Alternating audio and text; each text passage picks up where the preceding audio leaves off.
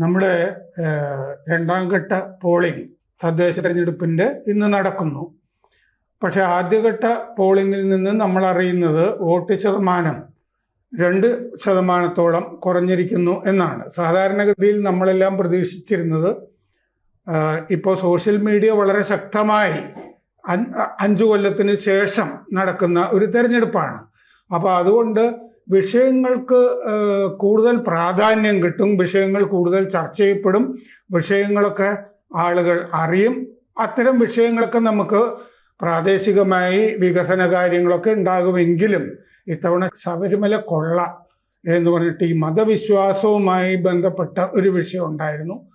പക്ഷേ അതിനെയൊക്കെ വെല്ലുന്ന വിധത്തിൽ വേറെ ഈ ബലാത്സംഗവുമായി ബന്ധപ്പെട്ട കാര്യങ്ങളും അങ്ങനത്തെ കാര്യങ്ങളും ഒക്കെ കയറി വന്നു. അപ്പോൾ അതുകൊണ്ട് ഈ ജനങ്ങൾക്ക് ഇത്തരം വിഷയങ്ങൾ ചർച്ച ചെയ്ത് കഴിഞ്ഞപ്പോൾ വോട്ട് ചെയ്യാൻ താല്പര്യമില്ലാതെ വന്നതാണോ, എന്തുകൊണ്ടാണ് ഈ പോളിംഗ് ശതമാനം കുറഞ്ഞത് എന്നുള്ളതിനെ പറ്റി നമ്മൾ കാര്യമായിട്ട് ചർച്ച ചെയ്യേണ്ടതാണ് എന്ന് തോന്നുന്നു. കേരളം പോലൊരു സ്ഥലത്ത് വിദൂര ഗ്രാമങ്ങളൊന്നും ഇല്ലാതെ എല്ലാം പട്ടണങ്ങൾ അല്ലെങ്കിൽ പട്ടണങ്ങളുടെ തുടർച്ചയായിട്ടുമൊക്കെ കാണപ്പെടുന്ന ഒരു സ്ഥലത്ത് എന്തുകൊണ്ട് താല്പര്യമില്ലാതെ വന്നു തെരഞ്ഞെടുപ്പിൽ എന്നുള്ളത് ഒരു പ്രധാനപ്പെട്ട വിഷയമാണ്. പിയേഴ്സൺ എന്ത് തോന്നുന്നു?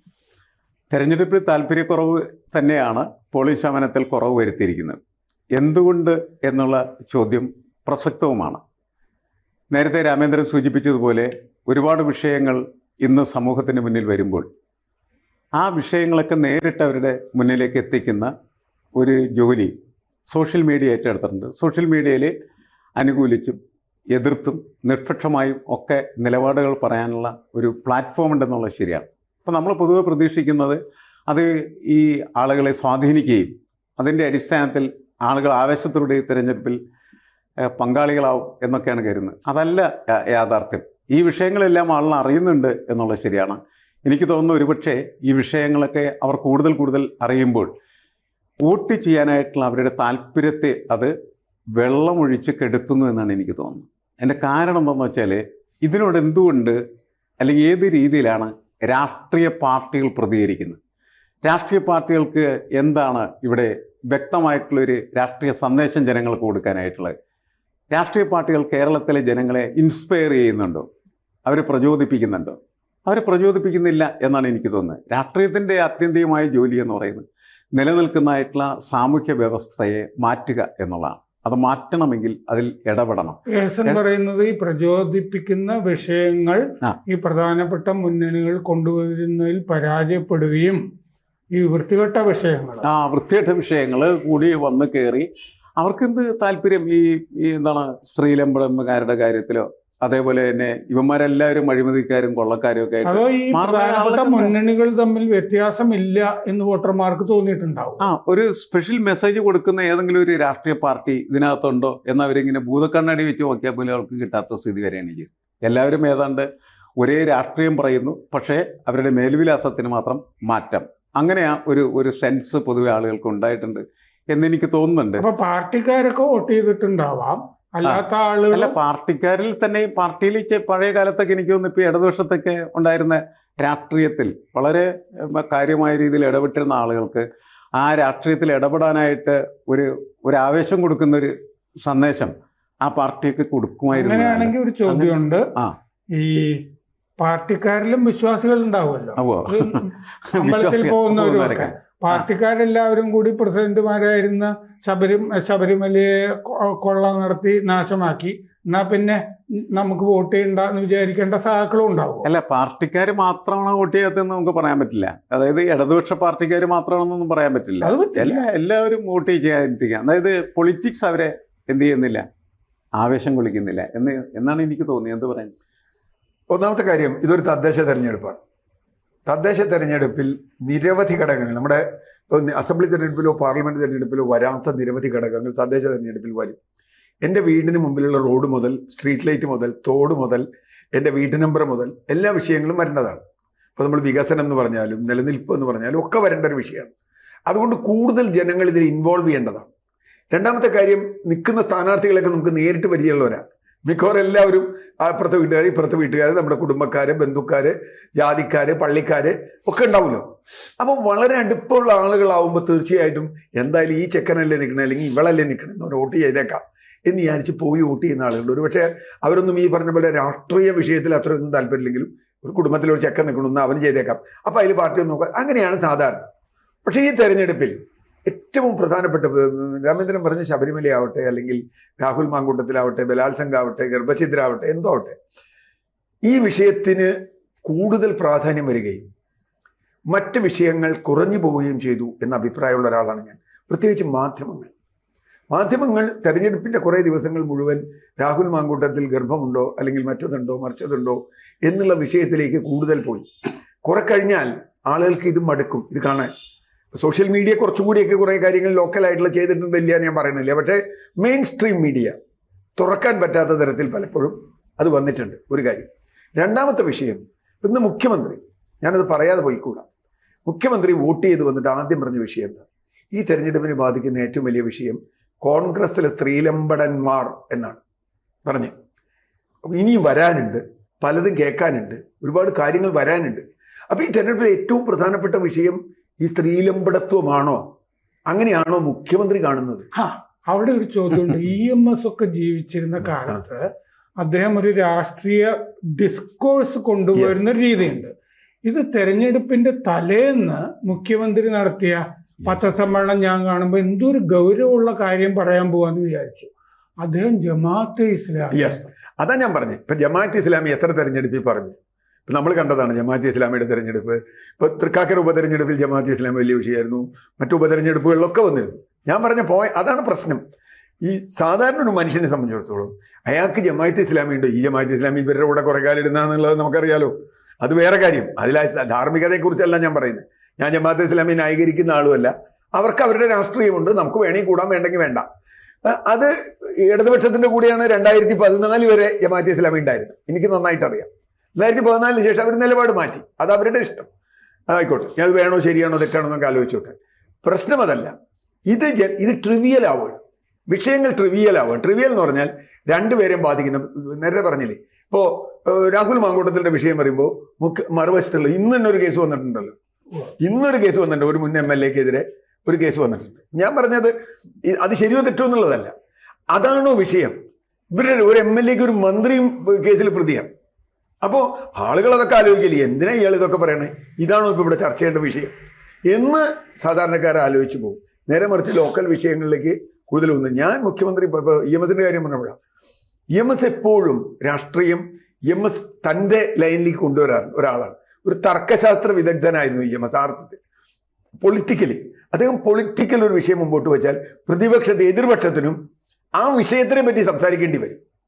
ഇപ്പം അതല്ല സ്ഥിതി. അങ്ങനെ വയ്ക്കുന്ന ഒരു രാഷ്ട്രീയം മുന്നോട്ട് വയ്ക്കുന്നില്ല. ഒരു അരാഷ്ട്രീയമാണ്. അതുകൊണ്ടാണ് ഈ വിഷയം വരുന്നത്. അരാഷ്ട്രീയമാണ്. ഇപ്പം ശബരിമല മറയ്ക്കാൻ രാഹുൽ മാങ്കൂട്ടത്തിനെ മറയ്ക്കാൻ വേറെ ഒരെണ്ണം, അങ്ങനെയല്ലല്ലോ രാഷ്ട്രീയം വരേണ്ടത്. അപ്പോൾ അതുകൊണ്ട് എന്ത് സംഭവിക്കുന്നു എന്ന് വെച്ചാൽ ഏറ്റവും കൃത്യമായി ജനങ്ങളെ സംബന്ധിച്ചിടത്തോളം അവർക്ക് എന്തിനാണ് വോട്ട് ചെയ്യുന്നത്. ഇപ്പോൾ ഞാൻ ഒരു ഉദാഹരണം പറഞ്ഞാൽ, മുഖ്യമന്ത്രി ഇന്ന് പറയേണ്ടിയിരുന്ന ഏറ്റവും പ്രധാനപ്പെട്ട കാര്യം എന്താണ്? 25 വർഷത്തിലേറെയായി 30 വർഷത്തോളമായി ഞങ്ങൾ ജനകീയ ആസൂത്രണം നടപ്പാക്കുന്നു കേരളത്തിൽ. ഇന്ത്യക്ക് മാതൃകയായി ഞങ്ങൾ ചെയ്യുന്നു. അതിപ്പോൾ ഇടതുപക്ഷം മാത്രമല്ല മറ്റവരൊക്കെ ചെയ്തിട്ടുണ്ട്. അതിൻ്റെ ഗുണദോഷമൊക്കെ അവിടെ നിൽക്കട്ടെ. അതിൻ്റെ ഒരു ടെസ്റ്റ് ഡോസാണ് ഈ തെരഞ്ഞെടുപ്പ്. മറ്റൊരു സംസ്ഥാനവും ചെയ്യാത്ത തരത്തിൽ വിഹിതങ്ങൾ കൊടുക്കുന്നു. അധികാര വികേന്ദ്രീകരണത്തിൻ്റെ കൂടെയാണ് ഞങ്ങൾ വോട്ട് ചെയ്യണം എന്ന് മുഖ്യമന്ത്രി പറഞ്ഞാൽ ഞാൻ അദ്ദേഹത്തെ ബഹുമാനിക്കും. കറക്റ്റ്, അതൊരു പൊളിറ്റിക്കൽ സ്റ്റേറ്റ്മെന്റ്. കാരണം തെരഞ്ഞെടുപ്പ് എടുക്കുന്ന എവിടേക്കാ? ഈ കൊടുത്ത ഈ ഫണ്ട് ശരിയായി വിനിയോഗിച്ചു. ഞാൻ ഇന്ന് വേറെ ചർച്ചയിൽ ഞാൻ പറഞ്ഞൊരു കാര്യമുണ്ട്. ഈ തെരഞ്ഞെടുപ്പിൽ 4 കോർപ്പറേഷൻ ഭരിച്ചിരുന്നത് ഇടതുപക്ഷമാണ്. അതിൽ 2 മേയർമാരെ കാണാനില്ല രാമേന്ദ്ര. അതില്ല. 2 മേയർമാർ എവിടെയാണെന്ന് അറിയില്ല. ലോക്കൽ ഫണ്ട് ഓഡിറ്റ് റിപ്പോർട്ട് വന്നിട്ടുണ്ട്. ഏറ്റവും മോശപ്പെട്ട മേയറായിരുന്നു തിരുവനന്തപുരത്ത്. അല്ല, ഞാൻ അതൊക്കെ നിൽക്കട്ടെ. 5 കൊല്ലം ഞാൻ മേയറായി കൊണ്ടു നടന്ന 2 സ്ഥാനാർത്ഥികൾ കാണാനില്ല. അപ്പൊ അധികാര വികേന്ദ്രീകരണത്തെ പറ്റി പറഞ്ഞാൽ ഫണ്ട് എങ്ങനെ വിനിയോഗം ചെയ്തു അല്ലെങ്കിൽ ദുർവിനിയോഗം ചെയ്തു, രാജ്യത്ത് അതുകൊണ്ട് എന്ത് ഗുണമുണ്ടായി, ആർക്ക് ദോഷമുണ്ടായി. ഇപ്പോൾ മാലിന്യ സംസ്കരണത്തെ കുറിച്ച് ഇവിടെ ക്രിക്കറ്റ് കളിച്ചു എന്നൊക്കെ പറഞ്ഞു രാജേഷ് വന്ന്. എനിക്ക് തമാശ തോന്നി. കൊച്ചിയിലെ മാലിന്യം എവിടെയാണ് പോകണമെന്ന് ഞാൻ അന്വേഷിച്ചുകൊണ്ടിരിക്കുക. ഇപ്പോൾ കൊച്ചിയിലെ മാലിന്യം എവിടെയെങ്കിലും പോകണ്ടേ? ഇത് എവിടെയായി പോണേ? അപ്പം അത് മണ്ണിട്ട് മൂടുകയാണ്. ഏറ്റവും വികലമായ മണ്ണിട്ട് മൂടാൻ ആർക്കാൻ പറ്റാത്ത, അത് അശാസ്ത്രീയവും തെറ്റുമാണ്. അതവിടെ നിൽക്കട്ടെ. ഇപ്പൊ പ്രശ്നം എന്താണെന്ന് വെച്ചാൽ അത്തരം വിഷയം, കുടിവെള്ളം, കൊച്ചിയിലെ കുടിവെള്ളമായിട്ട് ബന്ധപ്പെട്ട് എന്ത് സംസാരിക്കാനാണ്? കൊച്ചിയിലെ റോഡുകളെ സംബന്ധിച്ച് നമ്മൾ കൊച്ചിയിലിരുന്നല്ലേ സംസാരിക്കണേ. കൊച്ചിയിലെ റോഡുകളെ സംബന്ധിച്ച് എന്ത് സംസാരിക്കാനാണ്? കൊച്ചിയിലെ കൊതുകുകളെ കുറിച്ച് എന്ത് സംസാരിക്കാനാണ്? ഇതിനൊക്കെ ജനങ്ങളെ സംബന്ധിച്ചിടത്തോളം ഇതല്ലേ ചോദിക്കാൻ പറ്റില്ല. MLA മുഴുവൻ പോയി ചോദിക്കാൻ പറ്റില്ല. എനിക്ക് ചോദിക്കാൻ പറ്റുന്ന എൻ്റെ കൗൺസിലറോടാണ്, എൻ്റെ കോർപ്പറേഷനോടാണ്, എൻ്റെ പഞ്ചായത്തിനോടാണ്. ഈ വിഷയത്തിൽ ഒരു ചർച്ചയും വരരുത് എന്ന് ഒരുപക്ഷെ 2 രാഷ്ട്രീയ മുന്നണികൾ 3 രാഷ്ട്രീയ മുന്നണികളും വിചാരിച്ചിട്ടുണ്ടെന്ന് ഞാൻ വിചാരിക്കണം. അങ്ങനെ പക്ഷേ ജനങ്ങളെ സംബന്ധിച്ചിടത്തോളം അതിൽ താല്പര്യമുള്ളവർ പോയി വോട്ട് ചെയ്തു. പൊതു രാഷ്ട്രീയ വിഷയത്തിൽ താല്പര്യമുള്ളവർ വോട്ട് ചെയ്യാൻ പോയില്ല. ഇനി അതാണ് ഇപ്പം ജില്ലാ പഞ്ചായത്തും ഗ്രാമപഞ്ചായത്തും ബ്ലോക്ക് പഞ്ചായത്തും ഒന്നിച്ച് നടത്തുന്നതുകൊണ്ടാണ് വോട്ട് വരുന്നത്. ഇതൊന്ന് 3ആയിട്ട് നടത്തി നോക്കിയാൽ ജില്ലാ പഞ്ചായത്തിൽ പോകുന്ന ആളുകളുടെ കൂടുതലുണ്ടോ ബ്ലോക്കിൽ, അതിനേക്കാൾ കൂടുതലുണ്ടോ ഗ്രാമപഞ്ചായത്തിൽ. കാരണം എന്താ വെച്ചാൽ ഗ്രാമപഞ്ചായത്ത് കഴിഞ്ഞാൽ പിന്നെ അതിലെ വിഷയം തോന്നും. അല്ല, ഈ തെരഞ്ഞെടുപ്പിൽ ഗ്രാമപഞ്ചായത്തിന് മാത്രം പ്രാധാന്യമുള്ളൂ. ഒരു കാര്യം കൂടി ഇതിനകത്ത് എനിക്ക് പറയാനുള്ളത് എന്താണെന്ന് വെച്ചാൽ, നിങ്ങൾ ശ്രദ്ധിച്ചാണെന്ന് എനിക്ക് തോന്നുന്നു, ഓരോ വാർഡിലും വന്നിരിക്കുന്ന സ്ഥാനാർത്ഥികളെ ചിലപ്പോൾ ഇന്നലെ കോൺഗ്രസിൽ നാളെ ഇന്ന് CPM സ്ഥാനാർത്ഥിയാണ്, അതേപോലെ തന്നെ CPM സ്ഥാനാർത്ഥി, BJP സ്ഥാനാർത്ഥി, BJP സ്ഥാനാർത്ഥി, കോൺഗ്രസ്, ഇങ്ങനെ അങ്ങോട്ടും ഇങ്ങോട്ടും മാറുകയാണ്. അല്ല, ഒരു കാര്യമില്ല. അങ്ങനെ എനിക്ക് PSനോട് പക്ഷെ അവസാനമായിട്ട് വേറൊരു ചോദ്യം, അതെന്താന്ന് വെച്ചാൽ ഈ ഗൗരവമുള്ള വിഷയം ഉയർത്തി കൊണ്ടുവന്നിട്ടില്ല എന്നുള്ളതാണ് നിങ്ങൾ രണ്ടുപേരും പറയുന്നത്. അതിനൊരു കാരണം എനിക്ക് തോന്നുന്നത് എന്താന്ന് വെച്ച് കഴിഞ്ഞാൽ, BJP ഏറ്റവും കൂടുതൽ സ്ഥാനാർത്ഥികളെ നിർത്തിയിട്ടുള്ള ആദ്യത്തെ തെരഞ്ഞെടുപ്പാണിത്. ഉദാഹരണത്തിന് 2020 500 ക്രിസ്ത്യൻ സ്ഥാനാർത്ഥികളാണ് BJPക്ക് ഉണ്ടായിരുന്നത്. ഇത്തവണ 1900 ക്രിസ്ത്യൻ സ്ഥാനാർത്ഥികളുണ്ട്. എന്ന് പറഞ്ഞാൽ UDFലെ ക്രിസ്ത്യാനികളെക്കാളും LDFലെ കേരള കോൺഗ്രസുകളെക്കാൾ കൂടുതൽ 4 ഇരട്ടി സ്ഥാനാർത്ഥികൾ BJPയുടെ വന്നിട്ടുണ്ട്.